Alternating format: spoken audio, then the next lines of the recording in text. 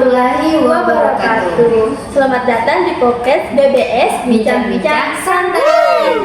Pernah gak sih kamu merasa sebenarnya kamu itu siapa? Atau merasa harus menjadi orang lain hanya supaya diterima oleh lingkungan? Nah, perasaan itu sering muncul di masa remaja, fase di mana seseorang sedang mencari jati dirinya. Halo teman-teman, selamat datang di podcast edukasi kami bersama saya Satriana Dan saya Mutiara. Nah, pada episode kali ini kita akan membahas perkembangan psikososial remaja dari sudut pandang ilmiah biologi. Dan sudah bersama kita dua narasumber, yaitu Farah dan Ilmi.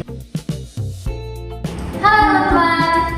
Nah, Farah, menurut kamu apa saja masalah utama yang dialami remaja saat ini?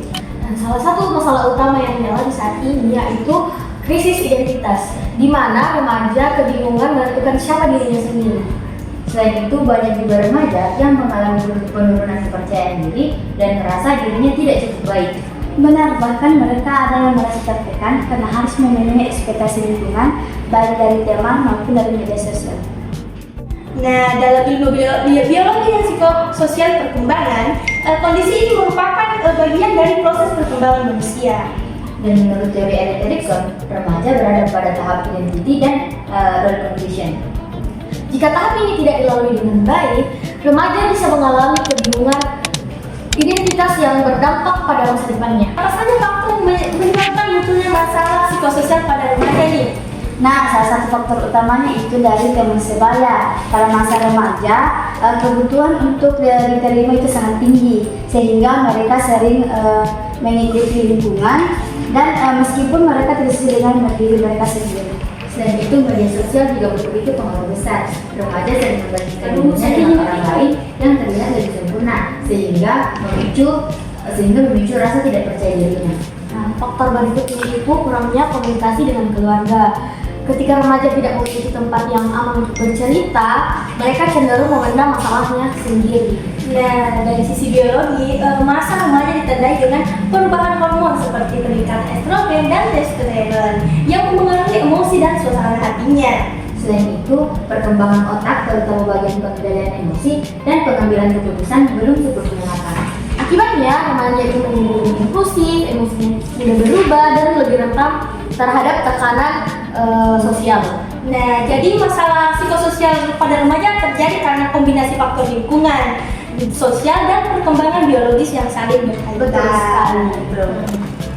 Bagaimana solusi yang bisa dilakukan untuk mengatasi masalah ini? Pertama-tama, remaja perlu mengenal dan menerima dirinya sendiri, termasuk entah kekurangannya ataupun kelebihan remaja itu sendiri. Kemudian yang kedua itu adalah pentingnya untuk memilih lingkungan yang positif dan Nah, selain itu membangun komunikasi yang terbuka dengan orang tua atau orang terdekat sangat diperlukan. Ya, remaja juga ini bisa mengembangkan potensi diri mereka melalui kegiatan positif seperti olahraga mungkin, organisasi dan juga menyalurkan hobi-hobi yang terpendam.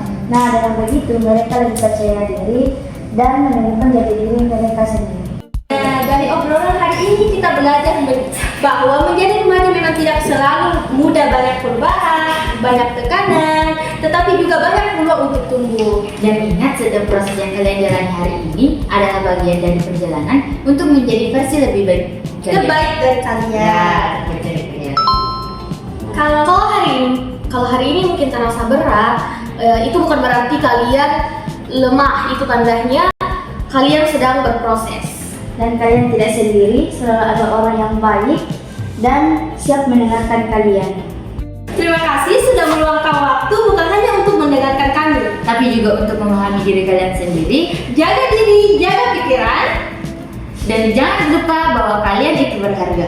Terima kasih sudah menonton podcast BBS Bincang